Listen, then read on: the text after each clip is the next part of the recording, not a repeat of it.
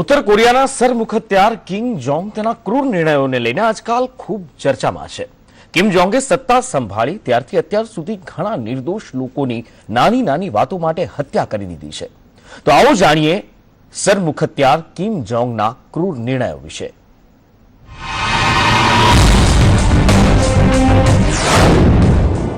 ઘણા માસૂમોના લીધા જીવ। કિમ જોંગની તાનાશાહીથી લોકો ત્રાહિમામ। હજારો લોકોને સરેઆમ ઉતાર્યા મોતને ઘાટ। ઉત્તર કોરિયાના તાનાશાહ કિમ જોંગ તેના ક્રૂર નિર્ણયો માટે ઘણો ચર્ચામાં છે। કિમ જોંગ સામાન્ય ભૂલ માટે મોતને ઘાટ ઉતારી દે છે। આવા ઘણા કિસ્સાઓ સામે આવ્યા છે જેમાં તાનાશાહ કિમ જોંગે સામાન્ય ભૂલો માટે મોતને ઘાટ ઉતારી દીધા હોય। કિમ જોંગે પોતાના રક્ષા મંત્રીને ઉતાર્યો મોતને ઘાટ। કિમ જોંગની હાજરીમાં એક સૈન્યના કાર્યક્રમ દરમિયાન ઊંઘતા ઝડપાયા હતા રક્ષા મંત્રી।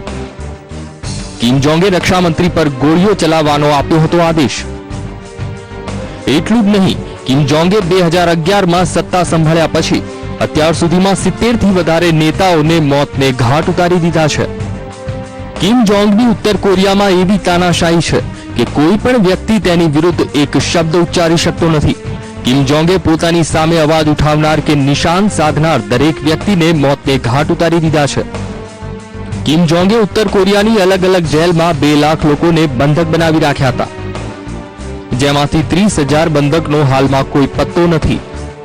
એક રિપોર્ટ પ્રમાણે કિમ જોંગે અત્યાર સુધીમાં પોતાના કાર્યકાળ દરમિયાન 1,20,000 રાજનેતાઓને બંધક બનાવ્યા છે। એટલું જ નહીં, 2012માં ઉત્તર કોરિયામાં 17 બંધકોને ખુલ્લેઆમ મોતને ઘાટ ઉતારી દીધા હતા, જ્યારે 2013માં તેણે 80 લોકોને સરેઆમ મોતને ઘાટ ઉતારી દીધા હતા।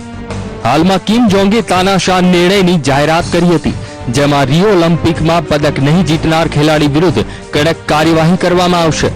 પદક નહીં જીતનાર ખેલાડીઓને કોલસાની ખાણમાં કામ કરવાની સજા ફટકારવામાં આવશે।